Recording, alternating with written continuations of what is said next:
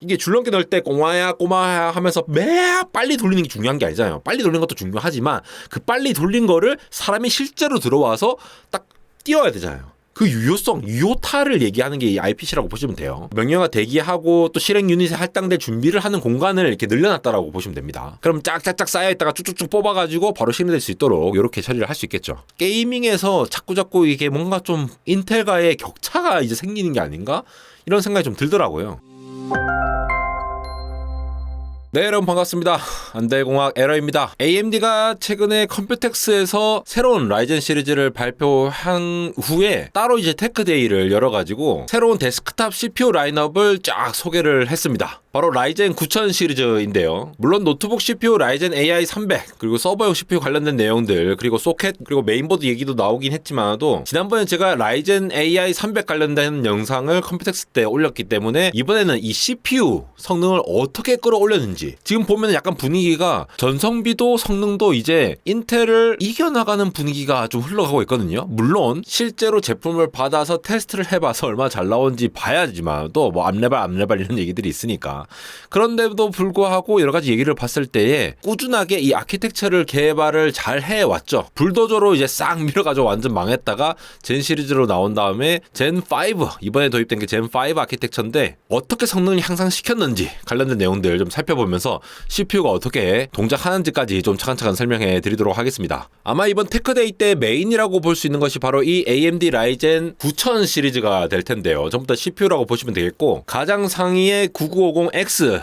이거는 16코어의 32스레드죠. 그리고 가장 낮은 9600X까지 이렇게 공개를 했습니다. TSMC 4나노 공정 M4P 공정에서 만들어졌거든요. 일반적으로 이 스마트폰에 들어가는 프로세서 AP 같은 경우에는 항상 최선단 공정을 사용하는 경향이 있죠. 그래서 애플 같은 경우에도 지금 3나노 공정을 땡겨서 쌌었고 퀄컴도 3나노 그러니까 최선단 공정으로 땡겨와가지고 가장 파워를 줄일 수 있고 프로세서에 이제 로직을 많이 때려 넣을 수 있는 이러한 구조로 발전되고 그 넥스트가 바로 데스크탑용 혹은 노트북용 이런 프로세서로 하고 있는데 요 같은 경우에는 TSMC의 M4P 공정이니까 사실 이제 TSMC 4나노 공정이라고 하지만 5나노의 개선된 공정이라고 얘기를 하고 있죠. 이게 이번 달에 나오는 것이 되겠습니다. 이번 달 말에 나온다고 되어 있죠. 여기에 들어간 게 이제 젠5 아키텍처인데 이 아키텍처를 보기 전에 사실 지금 AMD는 이렇게 착착착 잘 내고 있는데 TSMC와 협력을 하면서 사실 이제 AMD는 이 TSMC의 이 파운드리 공정바를 많이 받아오지 않았겠습니까? 그만큼 공정바이라고 하기에는 좀 이제 하여튼 TSMC가 제일 잘 나가고 있는데 인텔이 이 공정에서 계속 문제가 생겼다라는 게 오히려 이제 정확한 답이 되겠죠. 근데 최근에 또 이제 인텔 관련된 소식들이 계속 좀 루머가 돌고 있는데 지금 트위터 보면은 이제 에로 레이크가 이제 데스크탑 버전을 말한 거거든요. 에로 레이크. 근데 7월 11일만 하더라도 이게 원래 10월로 예정되어 있었는데 12월로 밀릴 거다라는 소문이 돌기 시작했어요. 그러다가 이틀 만에 또 에로 레이크 S가 이제 데스크탑 버전을 얘기하는 거거든요. 8 플러스 16 다이의 이제 퀄리피케이션 샘플. 우리가 이제 QS라고 하는데 그 샘플들을 이제 돌리는 거죠. 이 고객사들한테 돌려가지고 테스트 검증하는 걸 얘기하는 건데 요게 뭐 또 당겨졌다 이런 얘기도 하면서 다시 또 10월 달에 나올 거다라는 얘기도 있습니다. 하도 인텔이 이제 그 양치기 소년처럼 계속 미루다 보니까 약간 기대감이 떨어져서 이런 루머가 발생할 수도 있고 실제 문제가 생겼을 수도 있고 뭐 알 수는 없죠. 근데 거기다가 또 문제가 되는 것이 원래 이 에로 레이크가 이 인텔의 2나노 공정 20옹스트롱 요거 20A라고 하는 요 공정을 쓴다라고 하고 돼 있는데 이제 메인 컴퓨터 타일을 아마 요 인텔 공정을 쓸 거고 나머지들은 이제 익스터널로 TSMC의 3나노 공정을 쓴다라고 되어 있죠. 근데 이것조차도 뭐 TSMC 3나노로 다 해야 될 거다 뭐 약간 이런 루머도 돌고 뭐 여러 가지로 지금 약간 좀 속 시끄러운 게 있습니다. 근데 사실 공정만 봤을 때는 물론 인텔의 2나노 공정이라고 하는 것이 뭐 TSMC의 2나노와 똑같은 공정은 사실 아니에요. 이게 로직 밀도라던가 실제로 전성비가 어떻게 될지는 아직 이게 양산판으로 나와보지 않아서 얼마나 우수한지는 모르겠지만 어쨌든 TSMC의 다른 타일들은 또 3나노 공정 TSMC가 따로 이제 써가지고 이제 MCM으로 멀티칩 모듈로 만들고 있고 거기다가 인텔 20옹스트럼급이면은 아무래도 이전 뭐 인텔 4보다는 더 좋은 공정을 쓸 거니까 AMD가 쓰는 TSMC의 5나노급 개선된 공정인 M4P 공정보다는 공정이 좀 더 좋지 않을까라고 예상되고는 있지만 출시 시기가 10월로 예정되어 있으면은 지금 7월에 대비해서 3개월 늦어진 거잖아요. 그것보다 훨씬 더 늦게 나올 수도 있다. 이렇게 되면은 인텔이 원래 이제 서버용 CPU인 사파이어 레피즈가 한참 몇 번이나 이렇게 연기가 돼가지고 이 서버 수요를 충분히 이렇게 못 끌어온 그런 게 있었잖아요. 그러면서 그때 AMD가 치고 올라와가지고 서버를 이제 에픽 서버가 다 이제 잡아먹고 하면서 20% 이상대로 이게 점유율을 올렸는데, 여기서 또 이제 또 문제가 되면 그런 게 문제가 되지 않을까라고 하는 부분이 좀 있을 것 같아요. 요거는 이제 또 지켜봐야죠. 얼마나 잘 하는지. 아무래도 인텔이 지금 계속 이제 부진을 하고 있는 모습을 보이고 있습니다. 그래서 AMD CPU 내용을 좀 보시면은 기본적으로 요 부분을 좀 저는 제일 눈에 띄는 게, 우리 흔히 이제 TDP라고 얘기를 하죠. Thermal Design Power. 그러니까 전력 제한을 이렇게 두는 건데, 전력 제한을 지금 이 노란색 부분이 이번에 나온 라이젠을 얘기하는 거죠. 9000 시리즈. 7000 시리즈라고 비교해 봤을 때에 최상위 모델은 똑같이 170W를 쓰는데 나머지 모델들이 전부 다 이렇게 떨어졌어요. 120W를 쓰고 65W를 쓰고. 그래서 전력을 좀 더 신경을 써가지고 했다. 아무래도 이전에 이제 그 공랭식 순행식 막 돌려가면서 막 이게 뭐 차력쇼 하니 이런 얘기들이 많다 보니까 요걸 좀 신경을 써가지고 파워를 더 줄였는데, 그럼에도 불구하고 7000 시리즈 비해서 퍼포먼스 성능은 대충 10%에서 20% 위로 올라왔다. 최상위급은 22%까지 올렸으니까 상당히 많이 올린 걸 볼 수가 있겠죠. 즉 7000 시리즈에 비해서 전력이 나아지고 있는데 성능도 개선됐다라는 부분 볼 수가 있고요. 아무래도 TSMC 공정을 가져오면서 새로운 아키텍처인 젠5 아키텍처를 도입을 했기 때문에 이게 가능한 거라고 볼 수가 있겠죠. 이거는 아무래도 TSMC 공정 빨도 있겠지만도 오늘 주력으로 말씀드릴 젠5 아키텍처와 관련이 있다는 겁니다. 짐 켈러가 맨날 그런 얘기 하잖아요. 5년마다 아키텍처를 한번 뒤집어 엎어줘야지만이 이게 또 이제 개선이 된다, 막 이런 얘기를 하는 게, 계속 한쪽으로 가다가 조금 더 이 CPU가 어떻게 구조를 다른 구조로 해야지 더 발전될 수 있는지를 계속 고민했는데, AMD가 매번 아키텍처를 가져오면서 이거를 성공을 시켜왔죠, 사실. 거기다가 CPU에서 방출되는 열의 저항을 15%나 줄였다라고 얘기를 하고 있는데, 이렇게 되다 보니까 이제 온도 자체를 7도나 낮출 수 있다. 똑같은 TDP에서요. 이러한 것까지 같이 결합이 되면서 전반적인 성능 향상을 보인 것 같아요. 그래서 뭐 너무 비싼 쿨러를 이제 살 필요가 없는 거죠, 이렇게 되면은. 그래서 9000 시리즈의 전반적인 스펙은 이렇게 됩니다. 뭐 간단히 살펴보시면 되는데, 제가 오늘 얘기하고 싶은 거는 이제 젠5 아키텍처니까 이 클락을 높이는 것도 이제 초당 몇 번의 어떤 동작을, 유닛 동작을 수행할 수 있느냐이지만도 실제로 이거를 얼마나 개선하는지를 보면은 IPC라는 개념, 그리고 그 안에 아키텍처가 어떻게 구성됐는지에 대한 것들을 이해를 해야 됩니다. 실제로 어떻게 일을 잘 하느냐. 우리도 보면은 일을 굉장히 이제 알잘딱깔센 이렇게 잘하는 사람이 있고, 아니면 약간 좀 이제 느리신 분도 있고 그러잖아요. 그게 이제 CPU에도 그대로 들어간 거죠. 그래서 컴퓨텍스에서는 950X 성능을 미리 이제 보여줬는데, 이번에는 그 밑에 있는 시리즈들을 쭉 비교를 했어요. 그래서 라이젠 9 9900X를 인텔의 14900K랑 딱 비교를 했습니다. 근데 9900X 같은 경우에는 앞서서 보셨겠지만도 9900X가 12코어에 24스레드거든요. 그런데 인텔의 14900K 같은 경우에는 24코어에 32스레드예요. 코어 수가 훨씬 더 많은 거죠, 어떻게 보면은. 그러니까 코어 수도 많고 스레드도 더 많은 거를 비교를 했는데, 물론 이전 세대에 나온 거긴 하지만 거기에 비해서 다양한 보통 오피스 툴이나 이제 크리에이션 툴 같은 것들, 특히 이제 핸드 브레이크에서 굉장히 높은 수준으로 나온 걸 볼 수가 있고, 게이밍 퍼포먼스에서도 다양하게 봤을 때에 더 나은 성능을 보이고 있습니다. 그리고 두 번째는 이 9700X 같은 경우에도 14700K랑 비교를 했는데, 이것도 전반적으로 상당히 높아지는 걸 보실 수가 있죠. 9600X 같은 경우도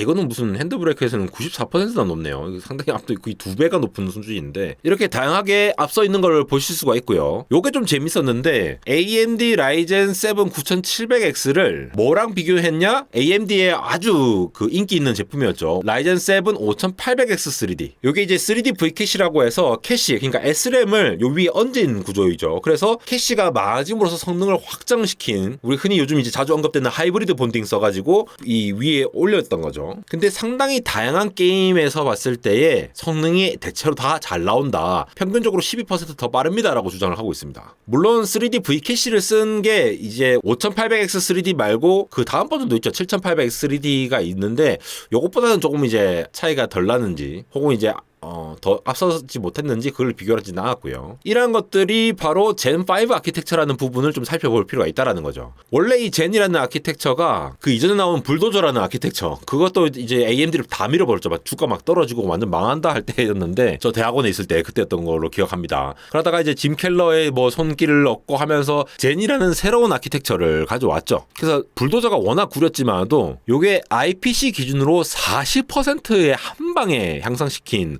엄청난 성능을 가졌거든요. 제가 늘 말씀드리지만 이 IPC라고 하는 거는 Instructions per Clock입니다. 클락 한 번 탁탁탁 할 때마다 인스트럭션, 그 명령어가 몇 번 수행될 수 있느냐. 실제 이 CPU가 클락을 왔다 갔다 하는 것만이 중요한 게 아니라 이 클락 왔다 갔다 할 때 몇 개의 명령어를 바바박 처리할 수 있느냐. 이게 실제적으로 처리하는 거죠. 이게 줄넘기 넣을 때 꼬마야 꼬마야 하면서 매 빨리 돌리는 게 중요한 게 아니잖아요. 빨리 돌리는 것도 중요하지만 그 빨리 돌린 거를 사람이 실제로 들어와서 딱 띄워야 되잖아요. 그 유효성, 유효타를 얘기하는 게 이 IPC라고 보시면 돼요. 그래서 젠2에서 15%, 젠3에서 19%, 젠4에서 13%인데 이번 젠5에서도 16%의 향상을 일으켜 왔습니다.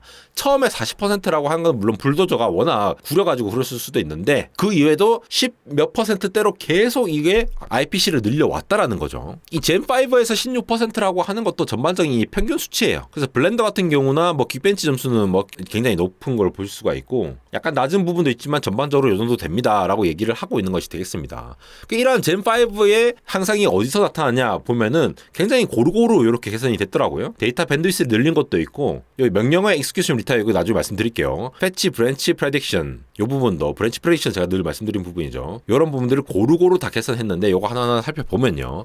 먼저 첫 번째로 봐야 될 것이 바로 이 프론트엔드 쪽에 브랜치 프레딕션이라고 하는 겁니다. 이 브랜치 프레딕션이라고 하는 것이 브랜치 이렇게 나뉘어지는 어떤 특정 브랜치를 얘기하는 거거든요. 우리 뭐 MBTI 맨날 테스트하면 예 아니요 뭐 예 아니요 이렇게 하면서 이렇게 뭐 사다리 타기처럼 가가지고 맨 마지막에 너는 이제 뭐 ENTP입니다 뭐 이렇게 하잖아요.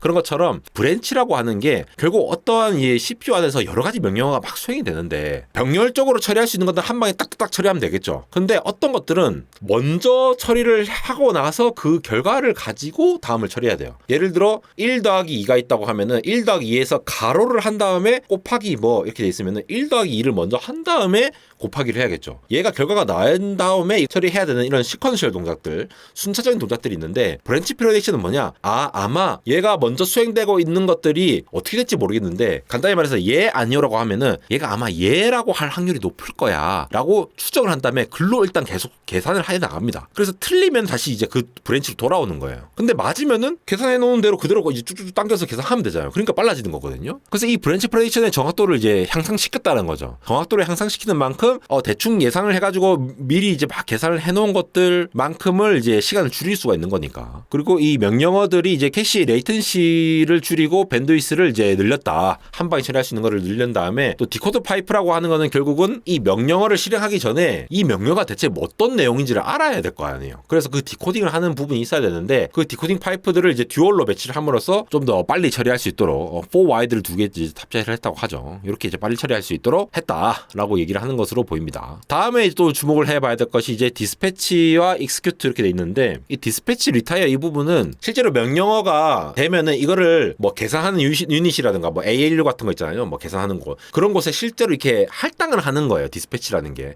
그냥 갖다 놓는다는 거죠. 디스패치.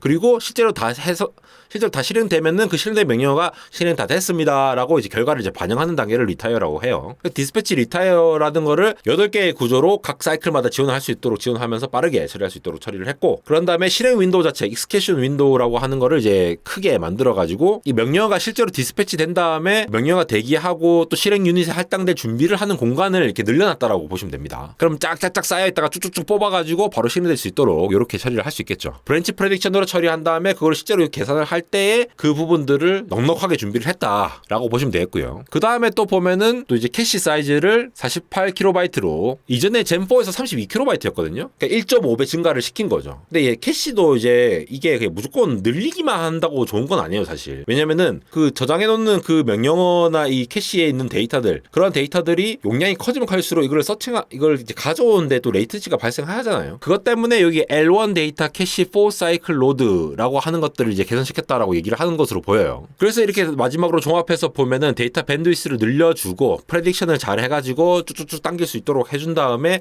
각각을 디코딩하는 것도 듀얼로 하고 커맨드도 빨리빨리 처리할 수 있도록 처리를 해주는 이런 아키텍처를 구성을 했다. 물론 뭐 뭔가를 많이 때려 넣은 것 자체가 이제 공정빨이라고 얘기를 할 수도 있는데 거기에 맞는 아키텍처를 또 이제 설계를 하다 보니까 IPC 측면에서 또 이제 확실히 늘었다라고 볼 수가 있게 되는 것이 되겠죠. 그래서 인텔의 CPU가 또 이제 또 지연된다 만다 뭐 이런 얘기들이 계속 나오고 있는 상황이고 사실 13세대, 14세대에서도 이제 뭐 버그 이슈라든가 약간 그런 이슈들이 많이 있잖아요. 그런 상황에서 AMD는 또 이게 또 3D V캐시 기술을 사용해서 젠5 아키텍처 기반의 이 SRAM을 올리는 TSMC랑 딱 손잡고 있으니까 TSMC 하이브리드 본딩 기술로 딱 이렇게 붙일 수 있는 그렇게 한 거를 또 할 거니까 이게 게이밍에서 자꾸 이게 뭔가 좀 인텔과의 격차가 이제 생기는 게 아닌가?